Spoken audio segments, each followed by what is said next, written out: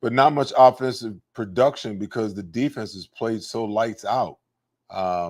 So is that offensive unit really that elite? At the end of the day, they're 2-0 just like us. They found a way to win just like us. They probably won a little more impressively than we did. Then you have the San Francisco 49ers. Again, they're 2-0. You know, neither one of their opponents, just like the Dallas Cowboys opponents, in my opinion, are really that much better or that much well placed than the Philadelphia Eagles, the opponents of the Philadelphia Eagles, I should say.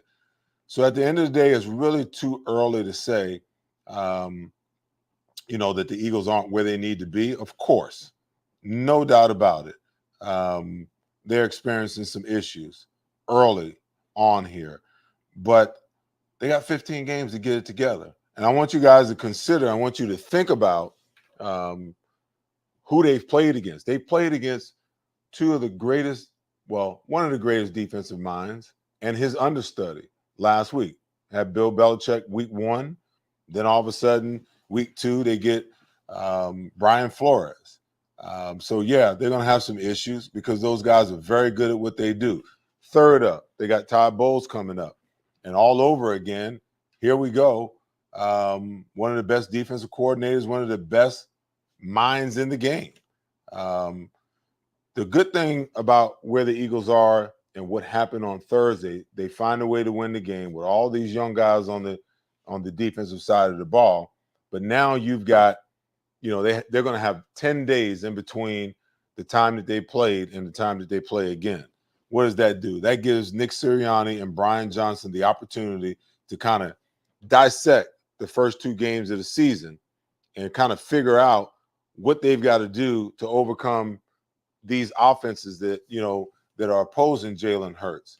I don't think there's all Jalen Hurts, although, quite naturally there are some pundits out there that want to make it seem like it's all Jalen Hurts' fault. I think it's a combination of Brian Johnson being, a brand new play caller, a combination of, Jalen Hurts not playing his best. And then I think you got to give these defenses that they faced the first 2 weeks, the New England Patriots, coached by Bill Belichick, and the Minnesota Vikings, now coached by Brian Flores, some credit because they figured out a way to stymie Jalen Hurts in a lot of ways. A lot of people don't like the fact that we talk about it, but yeah, they may have created a blueprint for how to deal with Jalen Hurts. Now it's up to Nick Sirianni and Brian Johnson to figure it out, to figure out what they're going to do to counter. What is the adjustment to the adjustment? How can they give Jalen the tools to overcome what he's facing from week to week to week? Okay, that's the first thing. Then you jump over on the other side of the ball real quickly. It gives Sean Desai time because you're not going to have Avonte Maddox anymore, it seems like.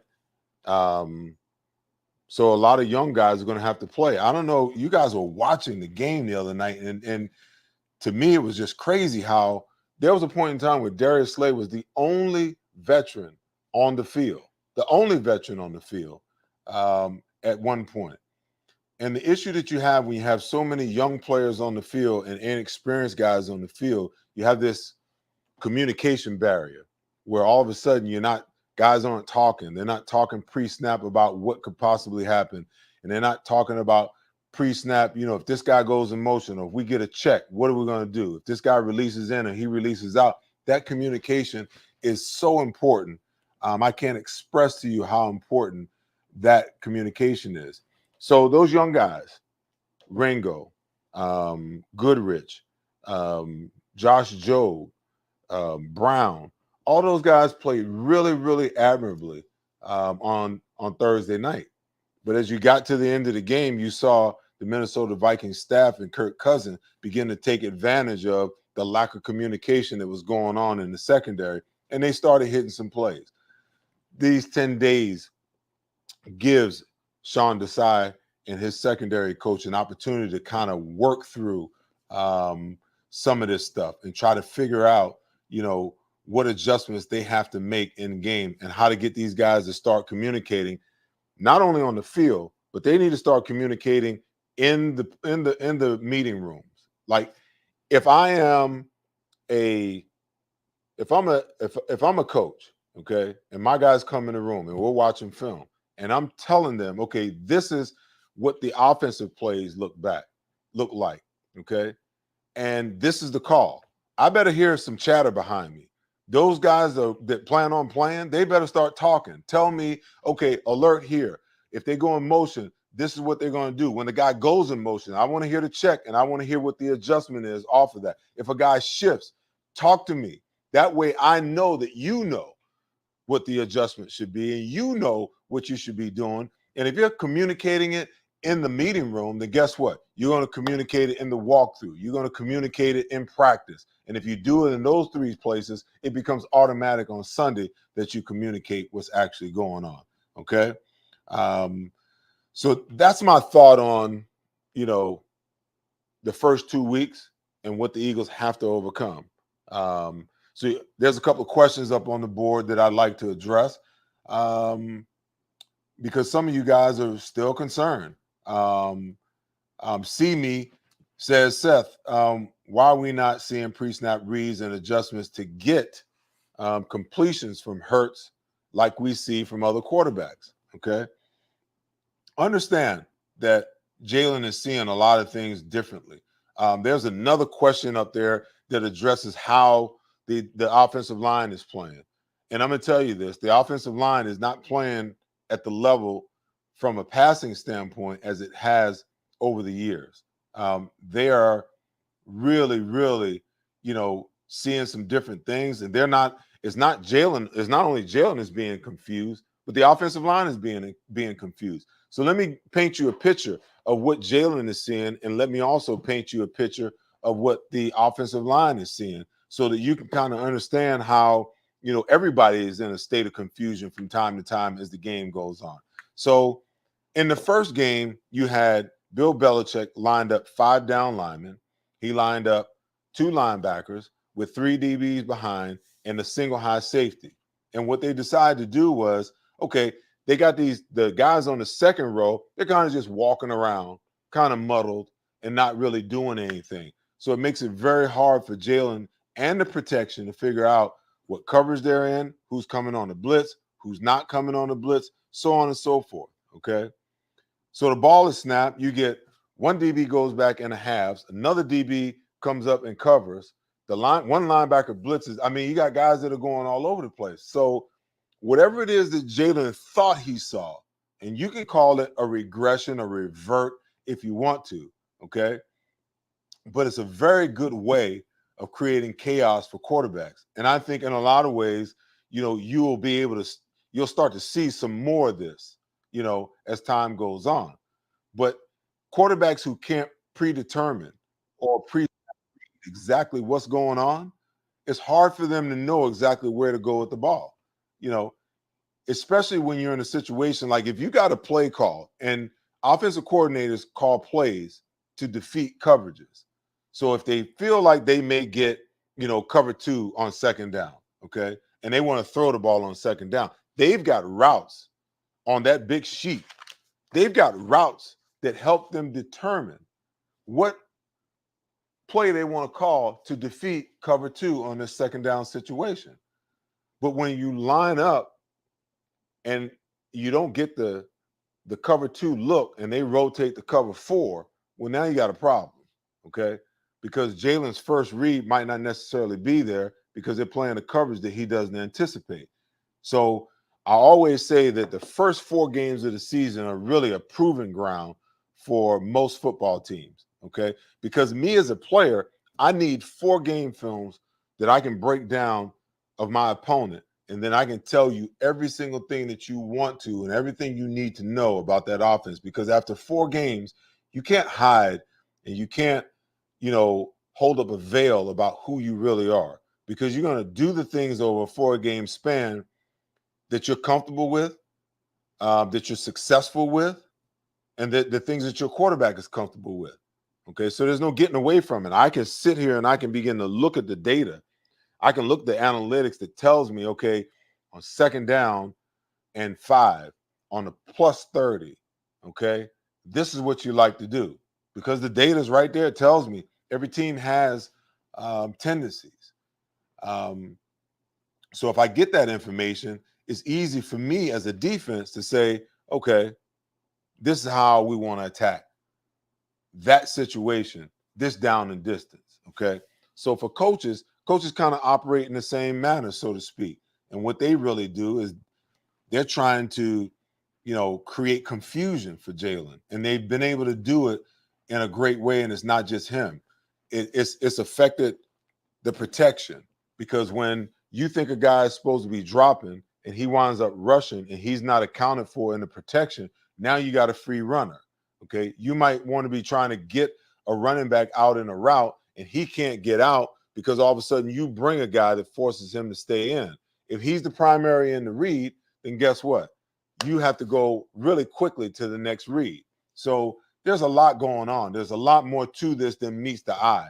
A lot of people think it's really non-complicated. They believe that, hey, Jalen is regressing, that he's not the player that he was last year, that the Eagles have made a mistake, that he's not, believe this or not, that he's not the franchise. Hold on. Pump the brakes. Pump the brakes. Okay? They're 2 games in. You got a new offensive coordinator. They're seeing some things that they probably haven't seen and haven't been prepared for. Okay? It's hard to prepare for something that you've never seen before. Some of these things that Bill Belichick has done, and some of these things that Brian Flores did on Thursday night, they never saw him before. So what's the remedy? The remedy, in my opinion, is exactly what they did. They ran the football. They ran the football, and they caused the Minnesota Vikings to get out of some of the things that they were doing because they ran the ball so effectively. Now, I get it. It is not part of the new age mentality to run the football the way they ran the football on Thursday night. Most teams, listen, they want to throw the ball all over the map, get a lead, and then they want to run the clock out at the end of the game. That's all fine and well when it works out that way. But when it doesn't work out that way, do most teams in the National Football League have the wherewithal? Do the coaches have the wherewithal to turn around and say, hey, okay, we're going to revert. We're going to go to the running game. We're going to set up the running game, in a way that allows us to get to the passing game. Most coaching staffs don't. So I give Nick Sirianni and his staff a lot of credit for feeding the running back, DeAndre Swift, the ball 28 times the other day for 175 yards. That's going to be their path forward because it accomplishes 2 things. It allows the defensive line to be dominant. And once they begin to start dominating the line of scrimmage, then it makes it easier for them in pass protection. Okay. The second thing is it puts the defense in a precarious position, because I know from firsthand experience, the most debilitating thing in the world is to line up against a team and they're running the ball and they're going to run the ball and you can't do anything to stop it. You have no remedy for it whatsoever. So then you start cheating and you start trying to figure out, okay, let me start guessing. Okay. Then it forces the defensive coordinator to call the game differently, because if we can't stop it with a 4-man front, if we can't stop it with a 7-man front, with a 7-man box, guess what? We got to drop an extra guy in the box. What does that do? That makes you weaker on the back end. You got to go to a 5-man front to be able to get it under control, like we've had to do in the past. What does that do? That makes you weaker on the back end. Now your play action pass comes in. Now your rollouts come in. Now your misdirection plays come in. Now you can get back to your RPO and your read option from time to time if that's what you want to get to. But I'm not ready to panic yet. It's been a rough go. The most positive thing is, hey, they're still 2-0. And the most positive thing is the majority and the lion's share of the season is still ahead of them. They've got time to figure it out. Jalen Hurts has got time to figure it out. His passing stats aren't all that impressive. I mean, he's completing at a high percentage. He's at 67%. That's pretty darn good. But he's only averaging 181 yards per game through these first 2 games. He's only averaging 1 touchdown pass passing per game.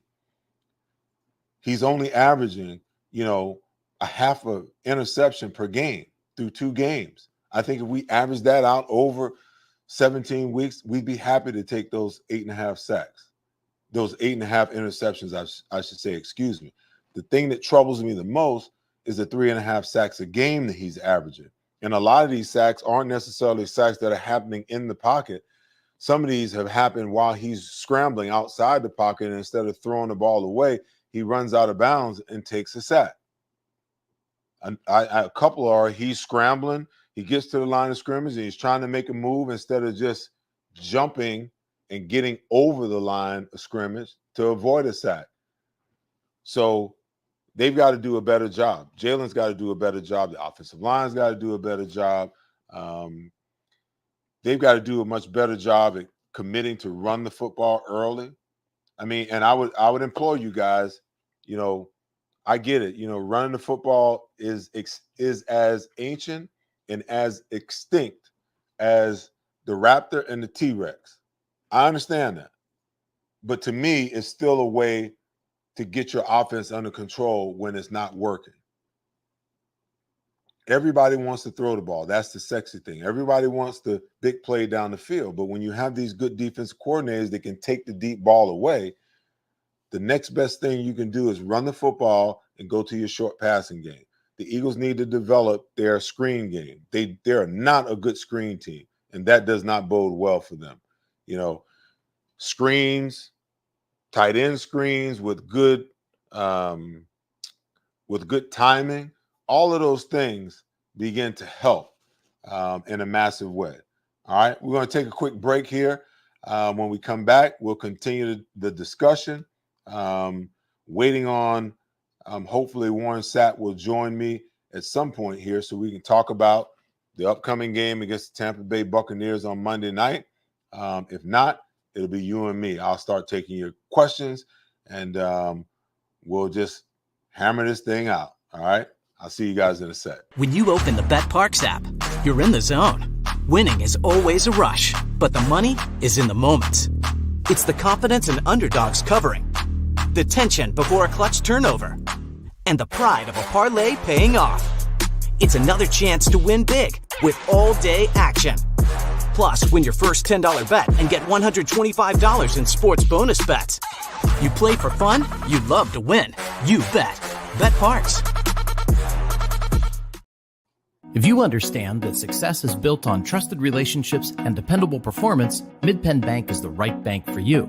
We're on a mission to prove that the right bankers can make a big difference. We work harder, we get things done, and we're in your corner. With financial centers strategically located throughout the greater Philadelphia region and new locations in central New Jersey, we're ready to bring you the best in commercial and personal banking. Call or visit us today to connect with a professional Mid-Penn banker. Member FDIC. Go Eagles! Welcome to Bridgeview Partners, where IT and business innovation merge. We're not just another tech company. We're your strategic partner in navigating the ever-evolving digital landscape. Our team of experts tailors cutting-edge solutions to fit your unique needs, and ensuring your success is our top priority.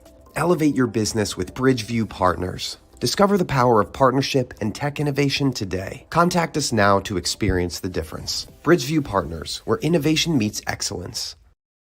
Next time, babe. Okay, and we're back. So let's jump into some of our questions here, and I got to give my producer a chance to scroll back to the top. So I want to make sure that we get some of you guys that logged on early and stayed with me through the technical errors and get to some of your questions. Okay. Let's see. You know what? I'm gonna let you pull them, man. You pull them, and I'll read them, and we'll go from there. So, John Skill says thoughts on the defense, Seth. Why is Kobe on the roster? Well, I like what I see out of the defense. You know, my only issue is, you know, the youth that we have on the defensive side of the ball. We've got so many guys that are injured. Nakobe Dean is out for an extended period of time. James Bradbury was out last week in the concussion protocol. And I believe Reed Blankenship had a rib issue last week. I think that he's going to be back, and obviously we've lost Devontae Maddox for the year, I would assume. The bright spot is the defensive tackles. I mean, they have just been playing lights out as of lately, all the way across the board. From the old pro, Fletcher Cox has played well. The third rounder out of Milton Williams has played well, and the two young guys out of Georgia have just been lights out thus far. I think the injuries to Hassan Reddick's thumb has rendered him, useless. It's one thing to be able to have the speed to win. It's another thing to be able to have your hands operate the proper way so that you can get blockers off you and so that you can grab the quarterback and get sacks. I think that's hampered him. I also believe that Nolan Smith is a guy, who's experiencing some shoulder issues, and, not having him. Josh Sweat flashed last week. Great job. Need to see Brandon Graham step his game up in the absence of Smith, and the absence of Reddick, being able to be as effective as you really need and want him to be. As far as Covey is concerned, I think that he's on the roster because, he's a sure-handed guy. He did fumble the ball last week, and, we recovered it back. But I think they trust him to catch the football more than they trust anybody else to. I don't think he's back there for his return skills. I believe he's back there because, of his ability to catch the ball, and for the coaching staff to feel comfortable about the fact that he will feel the ball when necessary. All right. Next question.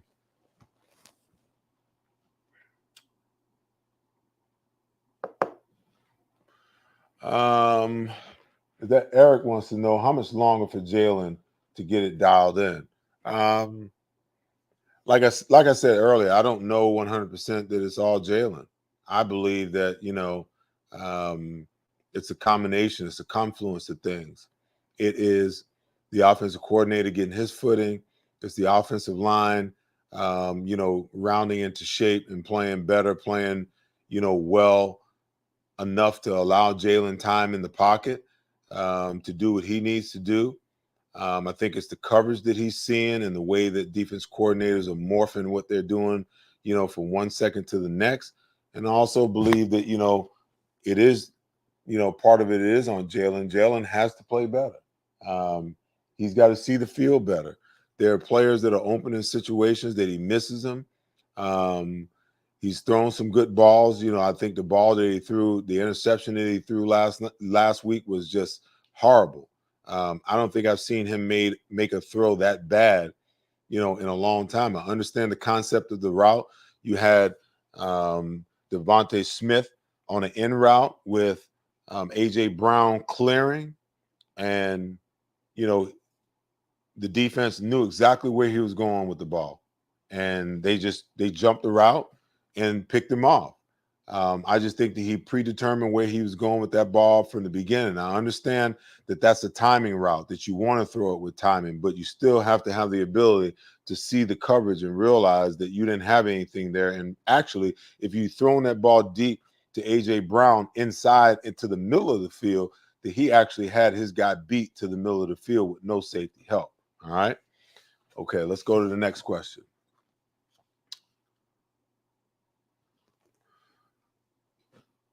So, and I apologize, guys. We're experiencing some technical difficulties. The system is running a little slow, so bear with me. So Duffy wants to know, why are our D-backs playing 10 yards back on third down? Listen, our DBs played, 7-8 yards off the ball last year on third and 3, 3rd and 5 situations. This is a part of the bend but don't break style defense that Vic Fangio kind of implements. And you had Jonathan Gannon last year, who was supposedly, influenced by Vic Fangio's style of defense. And we know that Sean Desai coached under Vic Fangio for quite some time. during his tenure as a coach in the National Football League. This is the type of passivity that you're going to see from time to time. It's the low risk that you see from the standpoint of what Nick Sirianni wants, because these are the type of coordinators that he's hired. They don't want to take a chance and give up big plays.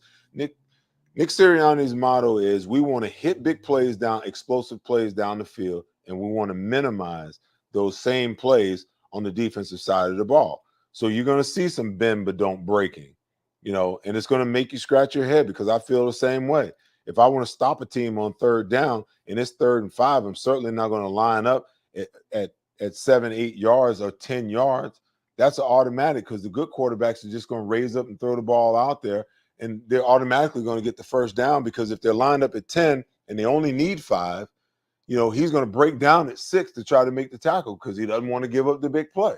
Why not get him up and give the quarterback the illusion that, you're up in press. You can bail. You can stay there. You can play him from man there. There's a whole lot of different things you can do by moving up and moving back and moving around. But when you line up at 10 yards, you're telling the quarterback right now, hey, if you want this first down, you can have it. Just raise up and throw the ball out there, and we'll give it to you, because by the time we react and come up, you're going to have the 5 yards necessary. All right? Next question.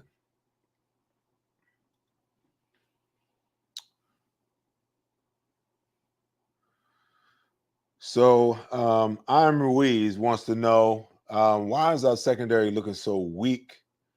They're not pressing enough or holding enough to allow our D-line to get to the quarterback. That's a great question, because, people want to know, why do we only have 2.5, 3 sacks as a defensive unit? Maybe 5, okay? If you go back to the New England game, it was pretty evident that New England, their game plan was, they knew that they could not block the Eagles' defensive front. And I can't tell you how many times you look up and you actually saw guys just barely get there. Well, their game plan was get the ball out quick. 3-step drop, 1-step drop, get the ball out. Get the ball out of your hand, Mac Jones, before the defense can get to you. And we were close a lot, but we never really got there and never really affected him. You saw Kirk Cousins do some of the same things with Justin Jefferson, some of the crossing routes. You saw a lot of crossing routes. And you get stuff like that when you got young players on the field that aren't communicating, that are just dropping to a landmark, and they're unaware of how routes develop and where routes are coming from.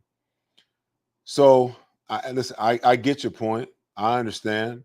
They need to be more aggressive, but you guys know I talk about it all the time, how the coverage and the pass rush go hand in hand.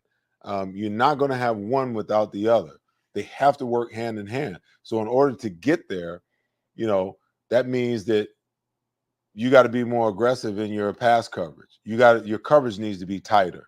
And if that's not the case, if you're going to play off and allow guys free access and free releases on all of their routes, well, teams are going to look at your defense and say, hey, they've got a hell of a pass rush. The young defensive tackle, rookie defensive tackle, has 12 pressures in 2 games. Okay. I think the Eagles as a unit leads the NFL in pressures as a defensive unit. So if that's the case, then we can't allow our quarterback to stand here with the ball, patting the ball, waiting for routes of 15 to 20 yards to develop. We need to get the ball out of the quarterback's hand right now. That means slants. That means quick speed outs. That means crossing routes right now where the quarterback can dump it. That means swing routes to the running back, so we can get the ball out of the quarterback's hands right now. That's going to mean that the defense is going to have to move up. They're going to have to press. They're going to have to, be a little more aggressive in their coverage schemes. They're going to have to play a little more, maybe, zone match. Being able to say, okay, if this guy crosses, I'm going to communicate with my linebacker on the other side, crossing, because I know if I get one guy crossing, there's another coming back. So once I pass him off, I'm waiting for the next guy to come. And I'm not just standing there waiting. I'm actively looking him up with my eye on the quarterback so I can see where he is, so I can start working that way and take that throw away. That taking away of that throw allows the defense that added second to actually get there. Okay. All right. Next question.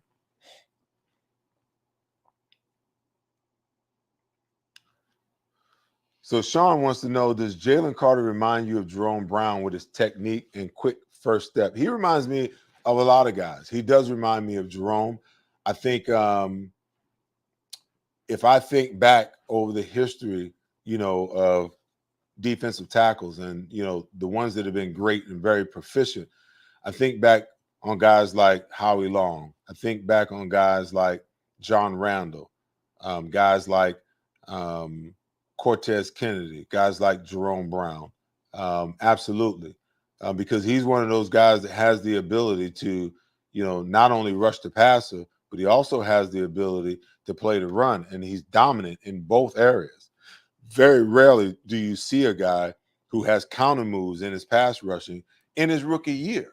Not only can he dominate with his hands and two gap in the run situations, but he also can dominate in the pass rush situation where if he can beat you with a speed rush and you recover, he has the ability to go from speed to power.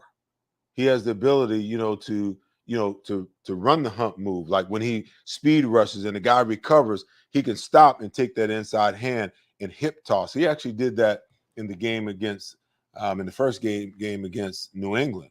And I watched it. The only other guy I've ever seen really use that proficiently, was Reggie White.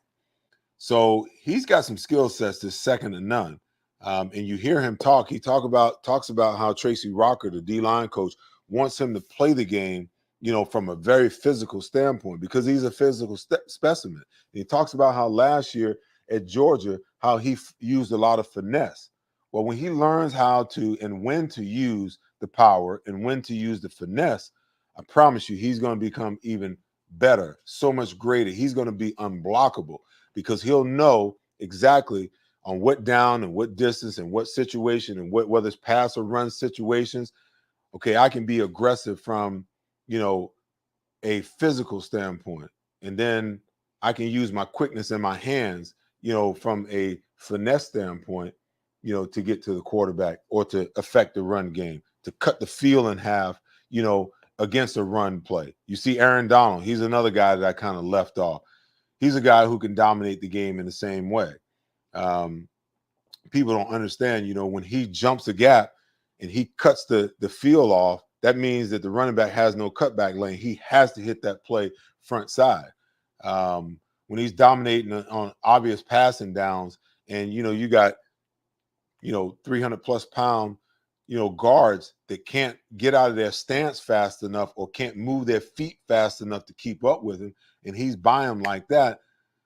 These are all things that Jalen Carter possesses, and he's just still a baby, the baby rhino to be, more precise. And the better he gets and the more experience he begins to gather, the better he's going to be at what he does. Hey, listen, you guys are watching the Seth Joyner Show presented to you by Bet Parks. And, we're going to continue rapid firing through some more of these questions before we get to another break.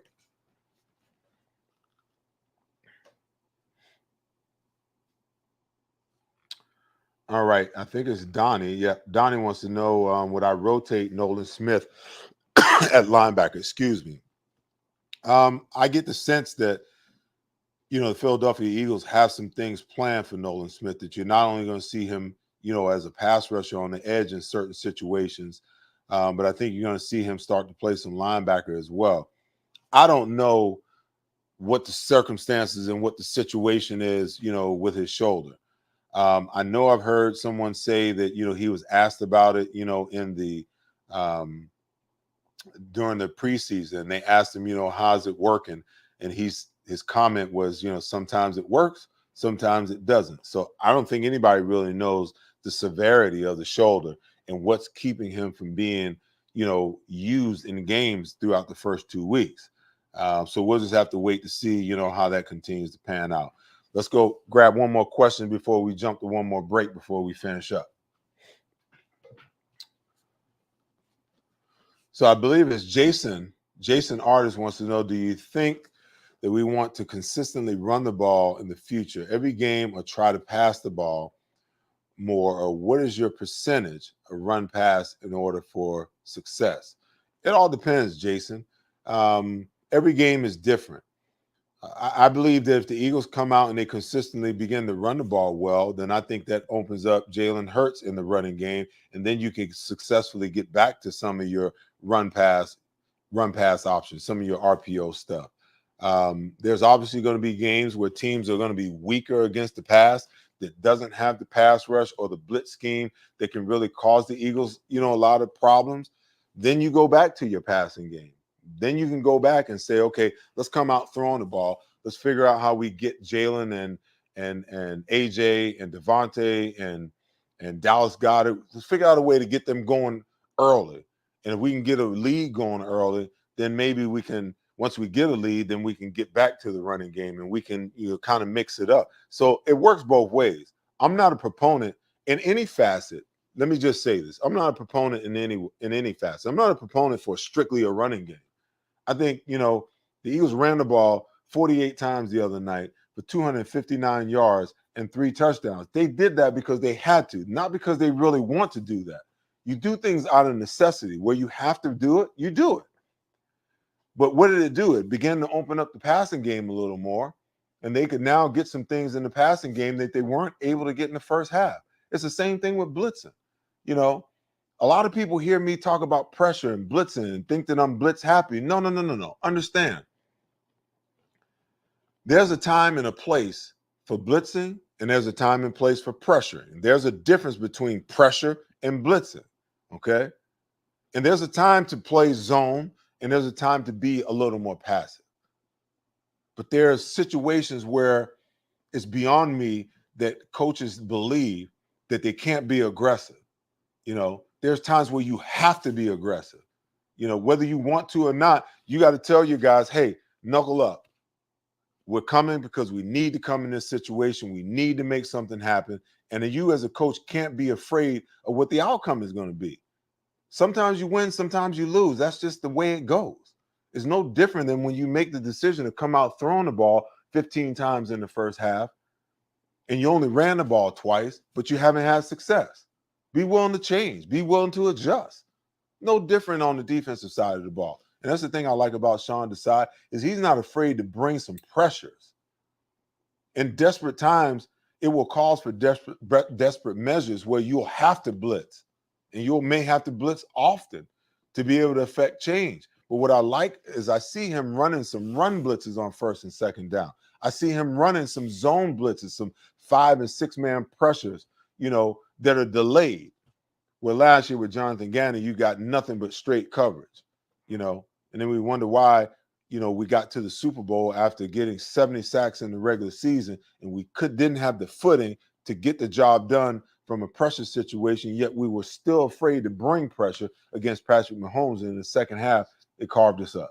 They carved us up because you weren't willing to do what was necessary to win the football game, and that was bringing some pressure and bringing some blitzing. They did it to Jalen Hurts. Why wouldn't you do it to Patrick Mahomes? All right? Okay, one more break, and then when we come back, I'll take you guys to the finish line. At Revolution X, we know that fortunes are made in times of uncertainty. Are you selling your investment real estate? Are you interested in deferring your tax with a 1031 exchange? At RevX, we're experts in 1031 exchange planning and the use of passive real estate options using DSTs. Not in the midst of an exchange and want to invest in real estate but don't know where to start? Revolution X has institutional-grade real estate options for any size investor right now. Set up a consultation at RevXWealth.com. RevX, defer the tax, maximize the gain. At Mandrecchia Law, we win big personal injury cases, but we always tell our clients up front that those cases almost always hinge on how much insurance coverage people or companies have. At Mandrecchia Law, we don't sell insurance, but we're experts in helping our clients make sure they have the right insurance to protect their businesses and families. Do you have the right insurance? Most people don't. For a consultation, visit mmattorneys.com or call 610-584-0700. Mandrecchia Law, aggressive attorneys who get the job done. This is Seth Joyner, top analyst for the Birds. I've also analyzed the best auto dealerships, and I drive a Davis Honda. Fall into savings at Davis Honda. Over 300 cars available. And right now, get rates as low as 0.9% at Davis Honda in Burlington. Plus, you'll get 2 years of free oil changes on every new and used Davis Honda vehicle. See why Davis Honda continues to win outstanding awards for sales and service, including the highest award from Honda, the President's Award. Get to Davis Honda in Burlington. Fall into savings at Davis Honda. JP Mascaro and Sons is a family-owned, locally operated solid waste service company in business for over 60 years. You've seen the red trucks with the blue elephant that symbolizes strength and reliability. Mascaro is different than other national brands. Like the birds, Philadelphia is home. They'll take care of all your waste removal needs. They have it all: an experienced workforce, state-of-the-art equipment, a cutting-edge recycling center, and their own disposal facilities. Call 888-MASCARO or visit jpmascaro.com. Welcome back, guys. You know what? I told you guys I was going to take your questions to end the show. But let's talk about Tampa Bay a little bit and what's in store for the Eagles, and then we'll finish up with maybe 1 or 2 questions. Baker Mayfield has played some pretty darn good football for the Tampa Bay Buccaneers. Tampa Bay last year was a team that was down.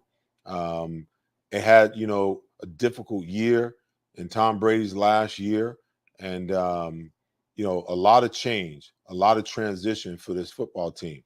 They come into this year and they made the decision to go with Baker Mayfield, and I'm pretty sure a lot of people looked at that like, wow, you're going to take that shot, that chance. But and it's not that in Cleveland he didn't have a halfway decent defense. But this defense in Tampa Bay is one of the better defenses in the National Football League. The challenge for the Eagles on Sunday is going to be, they put up 248 yards rushing last week. Tampa Bay is one of the top teams, against the run in the National Football League with Big Vita Vea there in the middle. You got those 2 linebackers that, run like safeties. So the Eagles are going to have to really figure out a way to scheme to be able to get the running game going. But what that defense provides for Baker is like there's this camaraderie between the two. They complement each other, I should say. And Baker doesn't have to take a lot of chances. All he has to do is manage the game. Now, he don't have any turnovers, which is unheard of through 2 games, because I challenge you to go back and find 2 games in his entire career where he didn't turn the ball over at least once or twice each game. But what he's doing is he's managing the game. Now, he's made some throws. He's tried to fit some balls into Mike Evans. Mike Evans is having a hell of a year. Great game last week. So he'll try to fit some balls into Mike Evans just because of Mike's size. But what Baker does is, sometimes he can be a little inaccurate. There's been some balls that teams have had an opportunity to intercept, but they dropped them. So he'll try to fit some balls in certain situations. He'll try to throw the ball on time and on rhythm, and sometimes he'll be, early, or sometimes he'll be late. And what I have not seen is Tampa Bay, really be in a position where, you force Baker to have to throw the football. The Eagles have to figure out a way to do that. Now, Tampa Bay does not run the ball well on the offensive side either, yet they try to stay balanced. Last week, they were 34 passes, 34 runs. They ran the ball a little bit better, in week 2 than they did week 1. They're actually averaging about 33 runs per game. They're only averaging 96 runs per game, 96 yards per game. And that's what I believe 2.8 yards per carry. So there's an opportunity for the Eagles, if they can shut down the run and get an early lead, to really put Baker in a position where they can get after him and force him, speed up his clock and force him to make some decisions and create the Baker of old. That is a turnover machine. On the defensive side of the ball, listen, Tampa Bay was just racked with injuries last year. They've got some good players. They've got 2 good linebackers. Shaq Barrett, is a legit pass rusher. You got a legit run stopper in the middle. And Vita Vea, they, in my opinion, they got one of the top safeties in the league.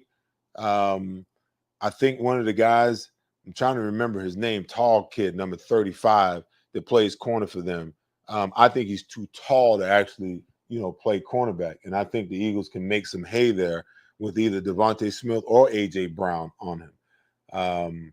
They've just got to have the time to be able to do it.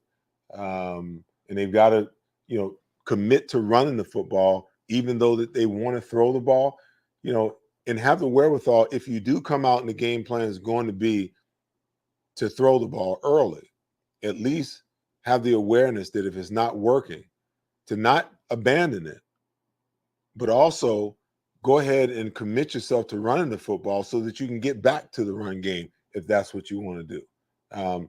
This is going to be an interesting test for them. The first 2 weeks have been an interesting test, but this one's going to be just as interesting because this is truly one of the better football teams, one of the better defenses, I should say. And they've got so many weapons on the offensive side. So I'll say it's one of the better football teams that they're going to face.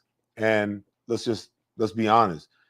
Jalen Hurts needs to exercise, the demon that is the Tampa Bay Buccaneers. 2 years ago, they beat up on them pretty soundly on a Thursday night in Philadelphia. And then they turned around and embarrassed them in the first round of the playoffs that same year.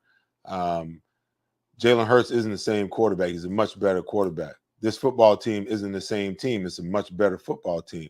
So I expect that, Sean Desai and Brian Johnson and first and foremost, Nick Sirianni will come up with a plan with all the time that they've had, to be able to win this football game. And I expect them to win this football game. It's going to be a close one, but I do expect for them to come away with the victory. All right. So let's take 2 more questions before we wrap up the evening.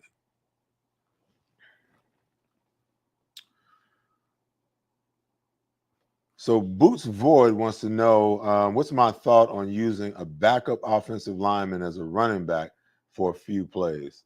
No, stop it, man.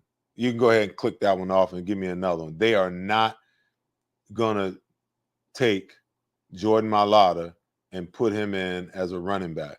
I heard that commentary before. He's their starting left tackle who they're paying a lot of money to. Even if you're talking about, some other offensive lineman, who do they have that has the speed that Jordan Mailata has? There's nobody else. So you got to be alluding to, using Jordan Mailata as a running back or a fullback. Not going to happen. They're not going to risk that. All right. Last question of the night. Michael Hellman wants to know, do I see the Eagles using their running game more after their performance last week against Minnesota? I think you can go back historically and see that the running game has been a big part of the success for the Philadelphia Eagles over time. In 2017, when they won the NFC Championship and winning against Minnesota and then winning to Minnesota's house and won their first Super Bowl in the modern era, it was because of the running game.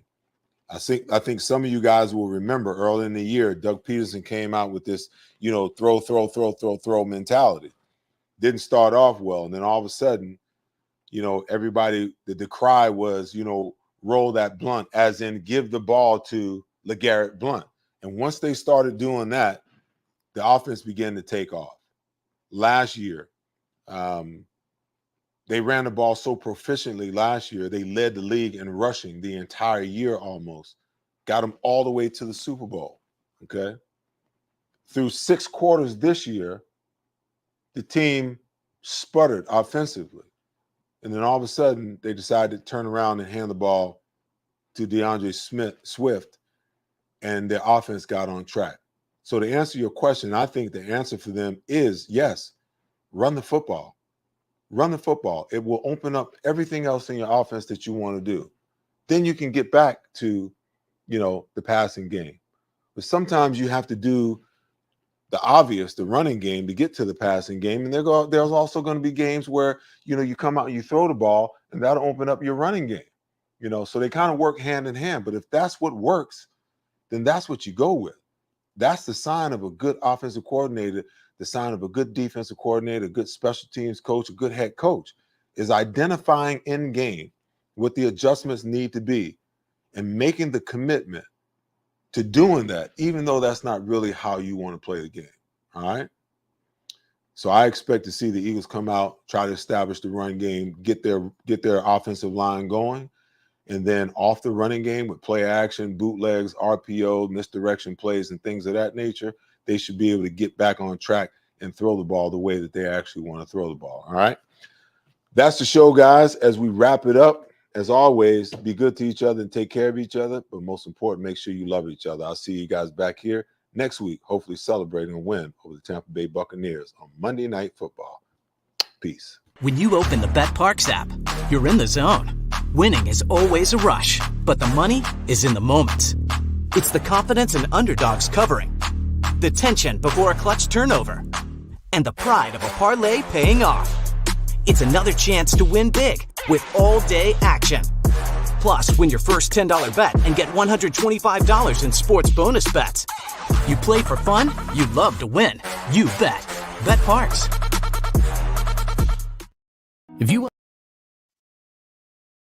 If you understand that success is built on trusted relationships and dependable performance, Mid-Penn Bank is the right bank for you. We're on a mission to prove that the right bankers can make a big difference. We work harder, we get things done, and we're in your corner. With financial centers strategically located throughout the greater Philadelphia region and new locations in central New Jersey, we're ready to bring you the best in commercial and personal banking. Call or visit us today to connect with a professional Mid-Penn banker. Member FDIC. Go Eagles! Welcome to Bridgeview Partners, where IT and business innovation merge. We're not just another tech company. We're your strategic partner in navigating the ever-evolving digital landscape. Our team of experts tailors cutting-edge solutions to fit your unique needs, and ensuring your success is our top priority. Elevate your business with Bridgeview Partners. Discover the power of partnership and tech innovation today. Contact us now to experience the difference. Bridgeview Partners, where innovation meets excellence.